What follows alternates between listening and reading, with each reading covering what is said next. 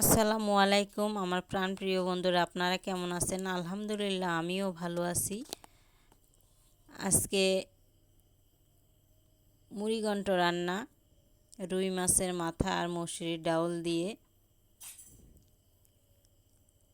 এই যে রুই মাছ আমি কেটে ধুয়ে পরিষ্কার করে রেখেছি, আর মসুরির ডাউলও ভিজিয়ে রেখেছিলাম, ধুয়ে পরিষ্কার করে নিয়েছি। চুলাইতে পর্যাপ্ত পরিমাণে সরিষা তেল দিয়ে নিয়েছি, আর মাছগুলাকে লবণ আর হলুদ দিয়ে মেখে নিয়েছি। এবার এটাকে ভাজি করব, ভাজি করে তারপরে মুড়িঘণ্ট রান্না করব। দেশ ও দেশের বাহির থেকে যে যেখান থেকে বসে আমার ভিডিওটা দেখতেছেন, সকল বন্ধুদের জানাই আমার আন্তরিক শুভেচ্ছা ও ভালোবাসা। নতুন কোনো বন্ধু যদি আজকে আমার চ্যানেলটা ভিজিট করেন, তাকেও অসংখ্য ধন্যবাদ। আমার মাছগুলা এক পিঠ ভাজা হয়ে গেছে, আমি আরেক পিঠ উল্টে দিয়েছি। বন্ধুরা, মুড়িঘণ্ট রান্না করলে এই মুসুরির ডাউল দিয়ে, রুই মাছের মাথা দিয়ে অসাধারণ লাগে খেতে। আমি একদিন রান্না করেছিলাম, তার জন্য আমি আজকে আবারও রান্না করতেছি। আর মাছের মাথাটাকে এপিট ওপিট করে ঘুরিয়ে আমি ভেজে নিচ্ছি উল্টে পাল্টে।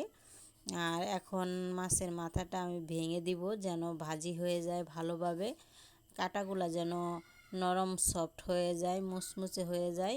তার জন্য আর কি আমি এটাকে ভেঙে কাটাগুলা সহ যেন ভাজি হয়, তার জন্য ভেঙে দিচ্ছি।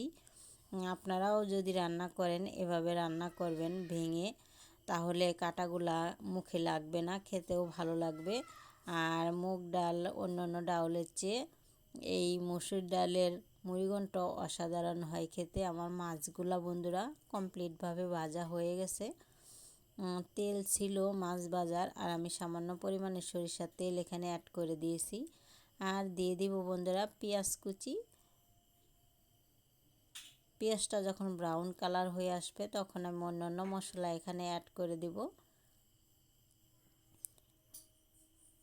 শুরু থেকে শেষ পর্যন্ত ভিডিওটা দেখলে আপনাদের অবশ্য ভালো লাগবে। আর এভাবে যদি রান্না করে খান, আশা করি দ্বিতীয়বার আবারও খেতে ইচ্ছে লাগবে মনে, যে একবার রান্না করে খেয়েছি, ভালো লেগেছে, আবারও খাই। তো আমি পেঁয়াজ ভাজার ভিতরে একটু লবণ দিয়ে দিয়েছিলাম। একটু লবণ দিলে বন্ধুরা পেঁয়াজটা সফট হয়ে যায়, তাড়াতাড়ি নরম হয়ে যায়। আর দিয়ে দিয়েছি একটু রসুন বাটা আর কিছুটা লাল মরিচ বাটা, মানে শুকনো মরিচ বাটা।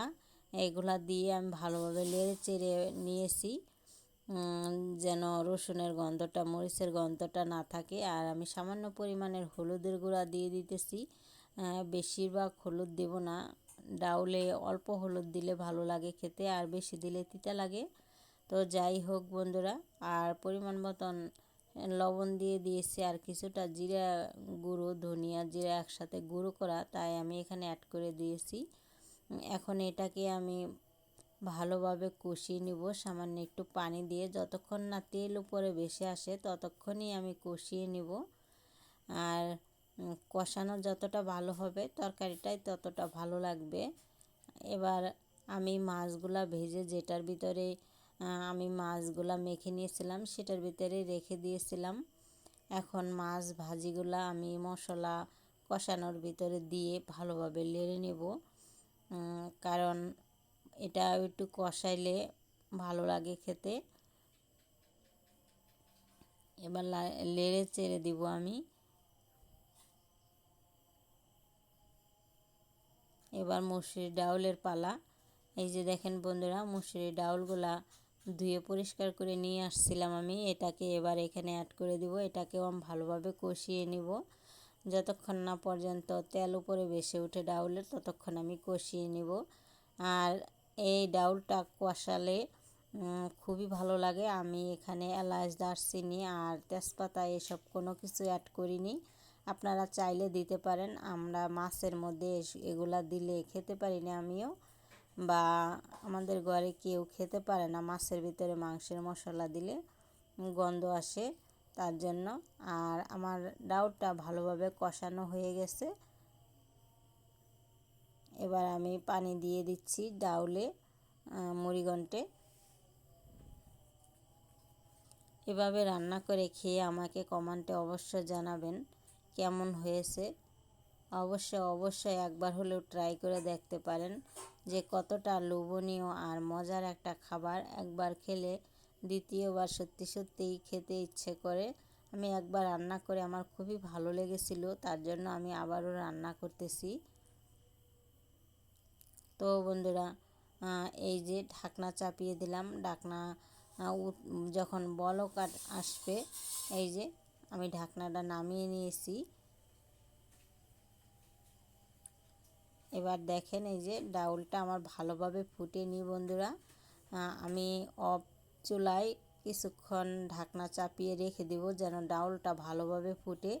আর একটা কথা বন্ধুরা, যদি মসুরি ডাউল হোক আর যে কোনো ডাউল হোক, এই যদি ভালোভাবে না ফুটে তাহলে কিন্তু অনেক সময় এগুলো হজম হতে চায় না। এর জন্য চেষ্টা করবেন ঢাকনা চাপিয়ে অল্প আঁচে কিছুক্ষণ রেখে দেওয়ার জন্য, তাহলে ডাউলটা আস্ত দেখা মনে হবে যে সিদ্ধ হয়নি, কিন্তু ডাউলটা ভালোভাবে হয়ে গেলে ভালো, খুবই সুন্দর একটা সিদ্ধ হয়ে গেলে ফ্লেভারও আসে আর খুব সুন্দর। যে কোনো জিনিসে যতটুকু জাল পাওয়ার প্রয়োজন ততটুকু না পেলে ভালো লাগে না।